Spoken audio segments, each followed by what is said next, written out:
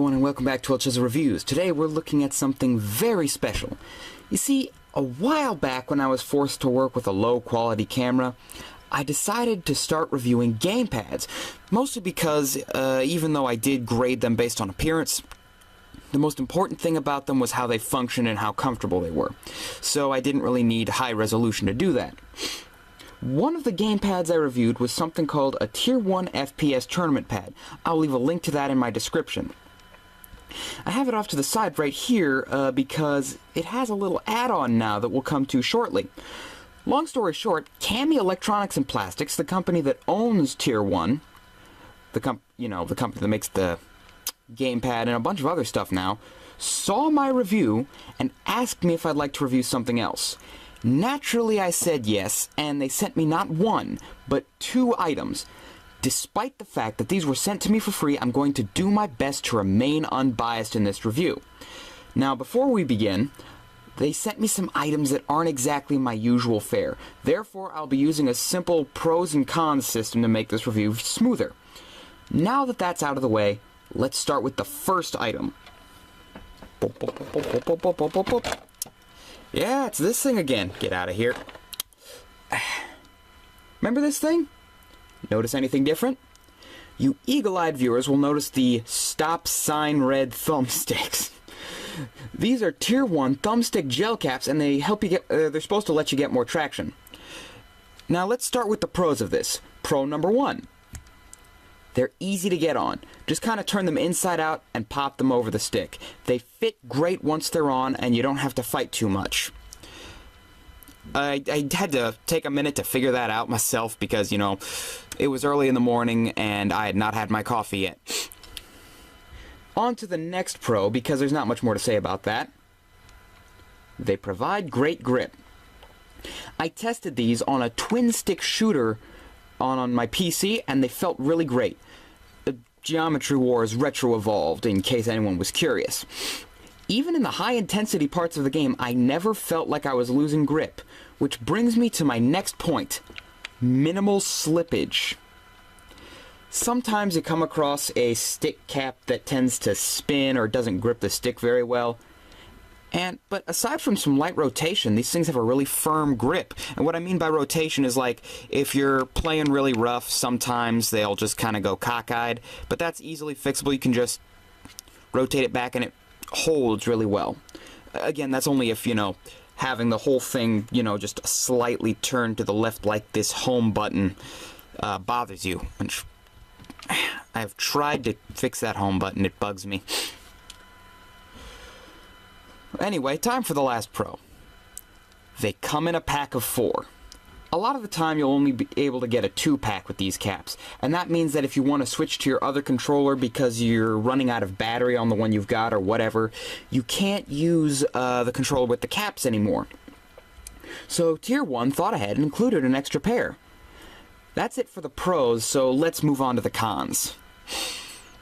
Retail price. The suggested retail price on 1 pack of these is about $15, which to me seems a little expensive. Considering that it's a 4-pack, I could understand maybe $10, but I wouldn't spend much more than that for something like this. Granted, I don't know exactly how much money goes into producing these things. I don't know exactly all the materials that are used, or what kind of gel they're using. But it seems to me like $15 for 4 of these might seem a little ridiculous to most. Moving on, they don't come off easy. Once these things go on, they do not come off, which in most cases is a pro, but that also means that even with the 4-pack, if you're like me and you collect controllers, you have to pick 2 controllers to commit to with these things.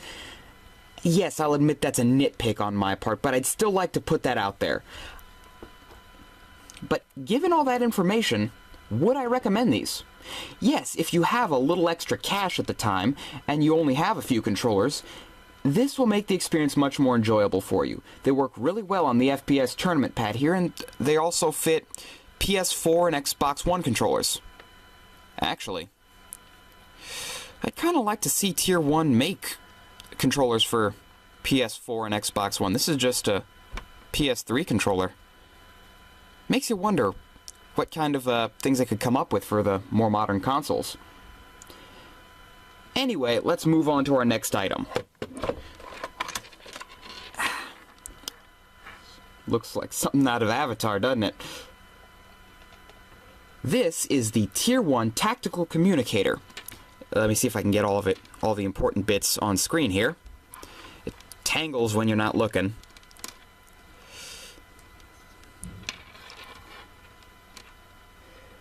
Basically, it's a gaming headset wherein the mic is pressed up against your throat. Very interesting. Let's jump right into the pros, shall we? First pro is retail price. Yes, while it's the retail price for the caps was a con, the price for this one is actually pretty good. This thing only costs about 20 bucks, which is really affordable for a good headset.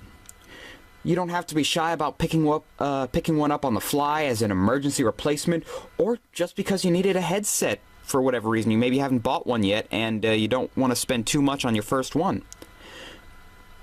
But these are great for the price, and that brings me to my next point, sound quality.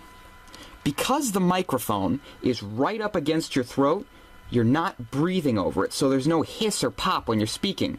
As a matter of fact, let me see if I can edit in a sound clip of me using the mic. Testing, 1, 2. Can you hear me, Internet? Now, unfortunately, I can't use this thing on my laptop without an adapter, which I don't have. So, if I can, I'm going to have to edit it in from my phone. Which brings me to my next point. It works great on phones. It's a nice little discreet thing that you can plug in and use as a hands-free when you're talking to someone, such as when you're driving or performing covert missions. That's about it for the pros, though, so let's move on to the cons.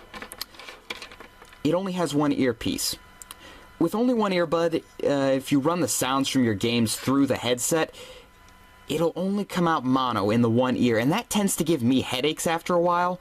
I know some people who have used, like, the original Xbox 360 headset with the little phone over one ear won't complain too much about that, but it does bother me. Moving on, the neck strap is not adjustable. Don't get me wrong.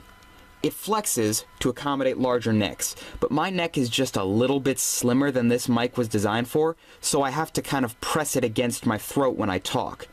I don't know if this was a production cost thing, but some kind of detented band that you could just adjust like a pair of headphones would have been nice.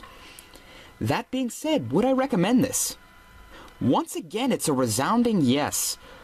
It's inexpensive, which is what this channel is all about, and if you're on a walking pencil like me, it'll fit you great. You can use it as your main headset or just keep it as an emergency backup in case an unexpected mishap happens, just catches your usual one off guard. Say the cat sees the wire and goes after it, or you drop it, or it just breaks down one day. So, yeah, these are great backups, or great for first headsets in general. So I would say grab one if you can. I'm going to put a link to Tier 1's store in the description, so please go check them out. Remember to leave a like if you enjoyed this video, and comment with suggestions on what you'd like to see next.